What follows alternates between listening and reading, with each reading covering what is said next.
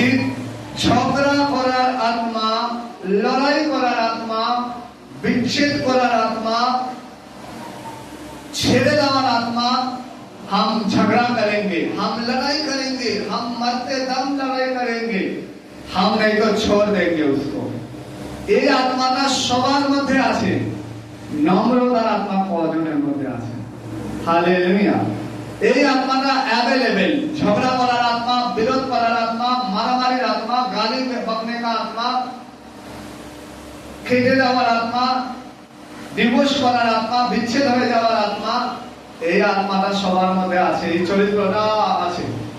কিন্তু আমাদের প্রভু যিশুর চরিত্র এটা নেই। প্রভু যিশুর চরিত্র নম্রতা, প্রভু যিশুর চরিত্র মেনন, প্রভু যিশুর চরিত্র আঘাত নয়, মারের বদলে মান নয়, গালের চর মারার বদলে আরেকটা গাল ভাঙিয়ে দেওয়া বলছে।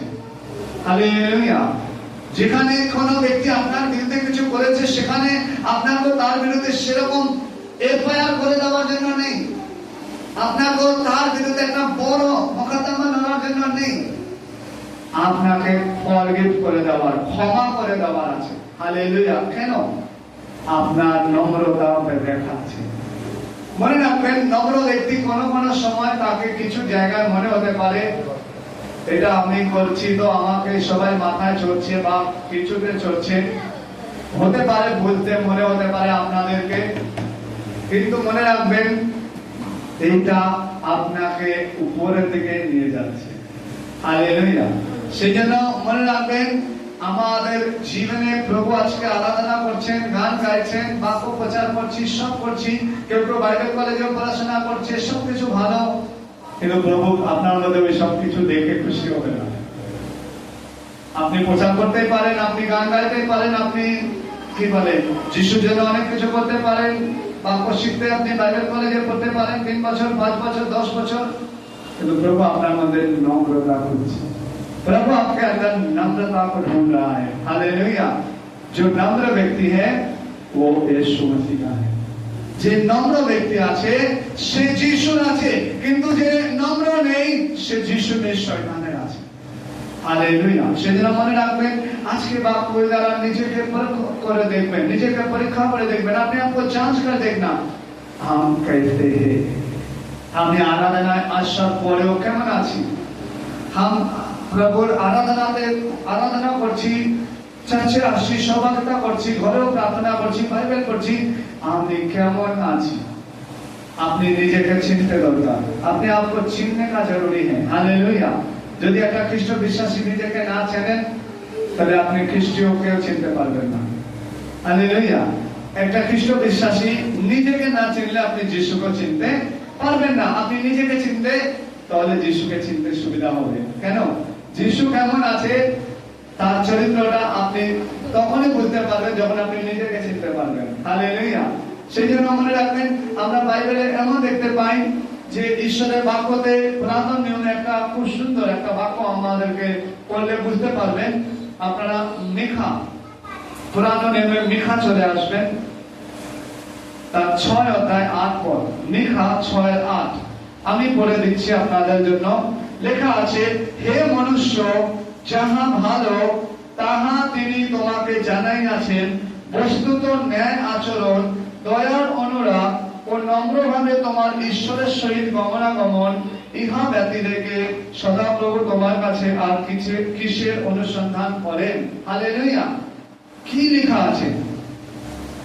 ঈশ্বরের সঙ্গে যখন আপনি চলাফেরা করবেন, ঈশ্বর আপনার মধ্যে কি কি দেখতে চান? নম্র ভাব দেখতে চান। আপনি ঈশ্বরের কাছে আসবেন গুসা করকে, রাগ করে আসবেন না, আপনি রেগে চাচ্ছে আসবেন না। এখানে বাক্য তাই বলছে না। হিন্দিতে পেলে বলবেন একটু জোরে। हे मनुष्य, हाँ। वो तुझे बता चुका है हाँ। कि अच्छा क्या है, हाँ। और यहोवा तुझसे हाँ। इस छोड़ और क्या चाहता है कि तू न्याय से काम करे, हाँ। और कृपा से प्रीति रखे, हाँ। और अपने परमेश्वर के साथ नम्रता से चले। अपना परमेश्वर के साथ भी नम्रता से चले। তার মানে মনে রাখবেন, আমরা মানুষের কাছে করছি ওইটা অনেক কিছু পেয়ে যাবো সেটা নেই। ঈশ্বরের সঙ্গেও নম্রভাবে থাকতে হবে। हालेलुया। ईश्वर अपना प्रार्थना उत्तर दीजिए ना, आपका उत्तर नहीं दे रहा है, उसी लिए आप क्या करोगे? तो उत्तर नहीं देता है, तेरे घर नहीं जाएंगे। तुम्हें उत्तर दीजिए ना, तुम्हारे घरे जाओ ना। কেউ যদি জিজ্ঞাসা করতে যাও না কেন চাচ্ছি কি যাবো, যিশু উত্তর দেয় আমার, শোনে আমার, নাম দিও, এইভাবে নেই, এখানে লেখা নম্র ভাবে ঈশ্বরের সঙ্গে গমনাগমন করতে বলছে। আপনারা ফোনে যারা আছেন শুনতে পাচ্ছেন, অনলাইনে, নম্র ভাবে, কিরকম ভাবে? সেজন্য প্রিয় মনে রাখবেন, আমরা অনেক সময় আমাদের জীবনে অনেক কষ্ট আসতে পারে, দুঃখ আসতে পারে, পীড়া আসতে পারে, আলোড়ন আসতে পারে, মারও হতে পারে, ছাপ্পড় লাগতে পারে, থাপ্পড়ও লাগাতে পারে লোকেরা, ডান্ডাতেও পিঠে মারতে পারে, কিন্তু আমি তারপরেও বলবো প্রভু, उसके बाद भी हम लोग को तारना, गाली, बहुत कुछ मिलने के बाद भी हम लोग को ऐसा ही बोलना है प्रभु, हमारे তখন তাকে উল্টো বলার জন্য নেই। যে ঈশ্বর আমাদের সৃষ্টি করেছে তিনি নিজে, যে ঈশ্বর আমাদের জন্য ক্রুশে প্রাণ দিয়েছেন তিনি নম্র হয়ে, পিতা তুমি আমায় কেন পরিত্যাগ করছো, এমন ভাবে আত্মস্বর করেছেন।